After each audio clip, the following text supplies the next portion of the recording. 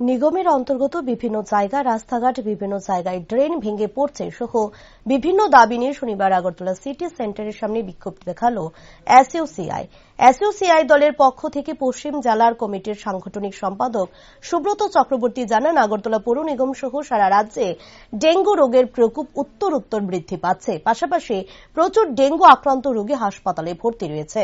স্বাভাবিকভাবে চিকিৎসা সংক্রান্ত বিষয়ে প্রচুর অর্থ ব্যয় হচ্ছে। এদিকে মানুষের কাজ নেই, মানুষ দিশেহারা। শুধু নির্দিষ্ট কয়েকটি জায়গা ছাড়া ডেঙ্গু পরীক্ষা সংক্রান্ত কোনো প্রতিষ্ঠান নেই। এসইউসিআই এর তরফ থেকে জানানো হয়, বিনামূল্যে ডেঙ্গু পরীক্ষা কেন্দ্রের ব্যবস্থা করতে হবে। পাশাপাশি বিভিন্ন দাবি নিয়ে পৌর নিগমের ডেপুটেশন প্রদান করে এসইউসিআই।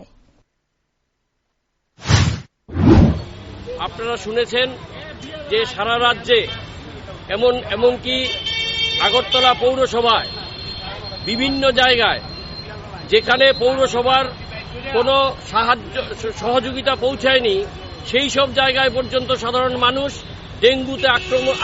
ডেঙ্গু আক্রমণ হয়ে শয়ে শয়ে মানুষ হাসপাতালে যাচ্ছে। দেখা যাচ্ছে হাসপাতালে জায়গা নেই, এমন একটা অবস্থা যে প্রচুর টাকা লাগছে, এইদিকে কাজ নাই, কর্ম নাই, মানুষ দিশেহারা। এমত অবস্থায় ডেঙ্গু পরীক্ষা কেন্দ্র রাজ্যে এবং আগরতলা শহরাঞ্চলেও কোথাও নেই, শুধু নির্দিষ্ট কয়েকটা জায়গা ছাড়া।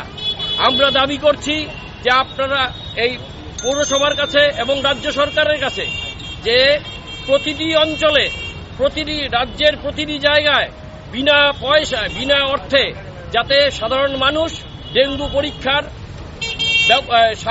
সহযোগিতা পায়, তার ব্যবস্থা অতি সত্বর করতে হবে।